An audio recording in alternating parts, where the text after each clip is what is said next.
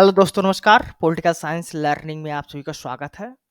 दोस्तों हम लोग यूजीसी नेट पॉलिटिकल साइंस का रिवीजन सीरीज कवर कर रहे हैं और आज की इस वीडियो हम लोग unit second western political thought में फ्रेंच फैनन और उनके विचारों को रिवाइज करेंगे। यदि फ्रेंच फैनन की बात की जाए तो इनका जन्म होता है 20 जुलाई 1925 को फ्रांस में। ये एक Algerian political theorist, psychiatrist, philosopher, revolutionary और राइटर्स थे।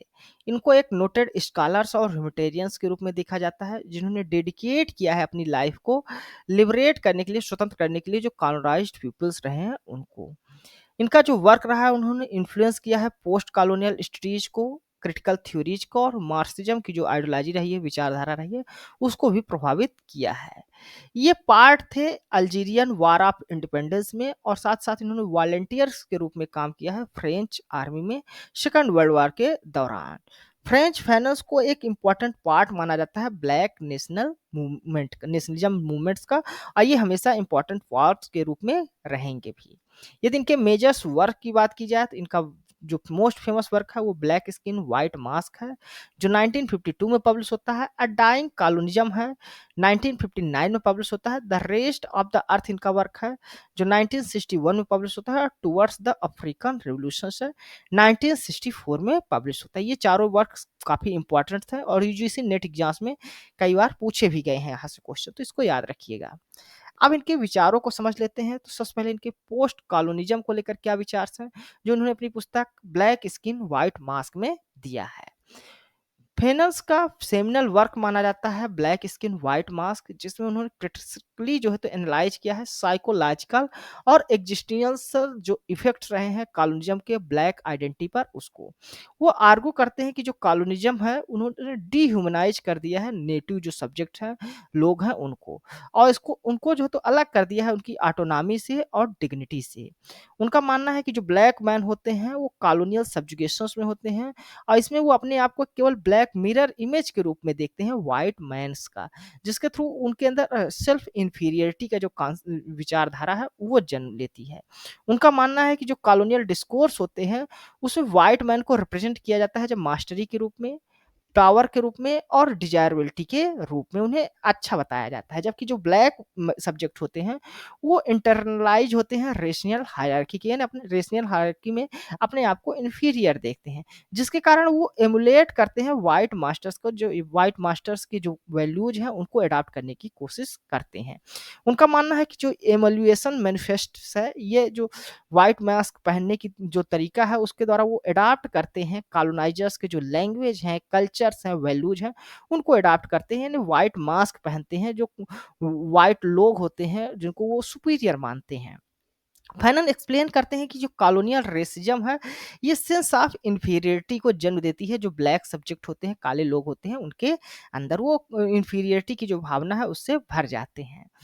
उनका मानना है कि जो ब्लैक इंडिविजुअल्स होते हैं वो अपने ब्लैकनेस को एज ए पर्सनल फेल्यूर्स के रूप में देखते हैं, जो उनके अंदर इंफीरियरिटी कॉम्प्लेक्स को बढ़ाता है। वो कहते हैं कि ये जो कंडीशंस होती है इनेट नहीं होती, हमेशा से नहीं होती, बल्कि इसको सोशली कंस्ट्रक्ट किया जाता है और कंटिन्यूसली जो है तो इन्फोर्स किया जाता है कल्चरल, लिंग्विस्टिक और इंस्टीट्यूशनल जो हेजेमनी है उसके द्वारा। फैनन कहते हैं कि जो ब्लैक मैन्स की लाइफ होती है उसके दो डायमेंशंस हमको दिखाई देते हैं। एक तो वह फॉलो करते हैं अपने जो ब्लैक पीयर होते हैं, ब्लैक लोग होते हैं, उनको आदर्श के रूप में देखते हैं, और दूसरा ये अपना रिलेशंस व्हाइट मैन से बना के रखना चाहते हैं। उनका मानना है कि जो कॉलोनिज्म रहा है वो इंटायरली रिस्पॉन्सिबल रहा है, ये जो इंटरनल डिविजन्स और फ्रैक्चर आइडेंटिटी पाई जाती है ब्लैक मैन्स के लाइफ में उसके लिए। फिर इनके जो विचार रहे हैं कॉलोनिज्म पर उसको देख लेते हैं, उसका ब्रॉडर इम्पैक्ट क्या होता है।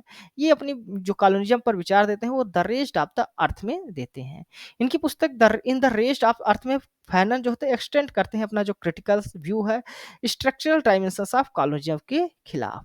वो कहते हैं कि जो कॉलोनिज्म है वो वर्ल्ड को डिवाइड करते हैं दो पार्ट में। एक तो कॉलोनाइजर्स होते हैं जो शासक होते हैं, जो रूल करते हैं, और कॉलोनाइज्ड होते हैं जिन पर शासन किया जाता है, यानी उपनिवेशवाद जो होता है वो उपनिवेशवादी शक्तियाँ होती हैं जिनको वो कॉलोनाइज की हुई होती हैं।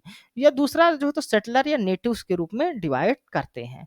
उनका मानना है कि जो बाइनरी आइडेंटिटी होती है इसके द्वारा वो कंस्ट्रक्ट करते हैं, अपने जस्टिफाई करने की कोशिश करते हैं जो उनका डोमिनेंस होता है कॉलोनाइजर्स के ऊपर, और इस तरह अप्रेस करते हैं नेटिव जो लोग होते हैं उनको। उनका मानना है कि जो कॉलोनिज्म है वो डिसरप्ट करता है जो कॉलोनाइज्ड सोसाइटी के लोग हैं उनके साइकी को, यानी मन स्थिति को, कल्चर्स को, उनके पॉलिटिकल जो ऑर्गेनाइजेशंस होते हैं उनको। उनका मानना है कि जो कॉलोनाइजर्स होते हैं यूज करते हैं डिसरप्शंस को प्रेजेंट करने के लिए, जो कॉलोनाइज्ड हैं लोग वो बार्बरिक हैं, असभ्य लोग हैं और इनको हमें सिविलाइज करने की आवश्यकता है। इसके थोड़ा वो लेजिटिमेट करना चाहते हैं अपने कंट्रोल और एक्सप्लॉयटेशंस को। फिर इनकी डीह्यूमनाइजेशंस की थीसिस आती है। फैनन्स के अनुसार जो कॉलोनियल मास्टर्स होते हैं वो वायलेंस के थ्रू रोल करते हैं। इनका जो सेग्रीगेशंस होता है कॉलोनाइजर्स और नेटिव्स के बीच, इसलिए वो करते हैं ताकि वो वायलेंस को जस्टिफाई कर सकें।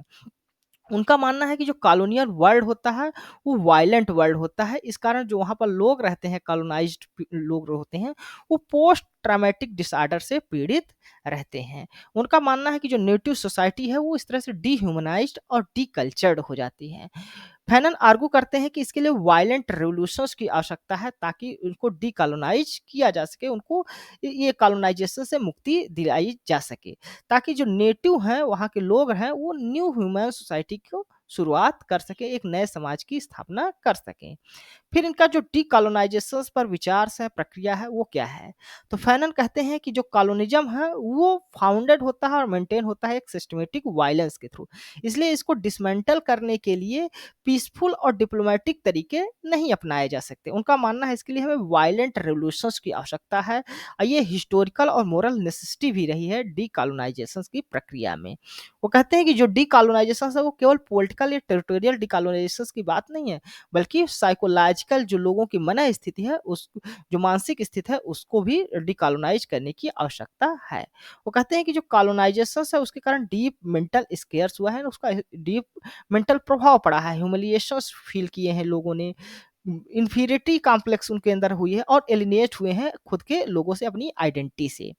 उनका मानना है कि जो वायलेंस है फाइनेंस के अनुसार वो थेरेपेटिक और ट्रांसफॉर्मेटिव फोर्स की तरह है, जिसके द्वारा जो कॉलोनियलाइज्ड पीपल्स हैं वो, या ब्लैक जो पीपल्स हैं वो रिक्लेम करेंगे अपनी डिग्निटी को, रिस्टोर करेंगे उनकी जो आइडेंटिटी है, और उनकी जो साइकोलॉजिकल ट्रामा है, मन स्थिति है, उसको भी हील करेंगे, उसको भी, उसमें भी उनमें परिवर्तन आएगा, सुधार होगा।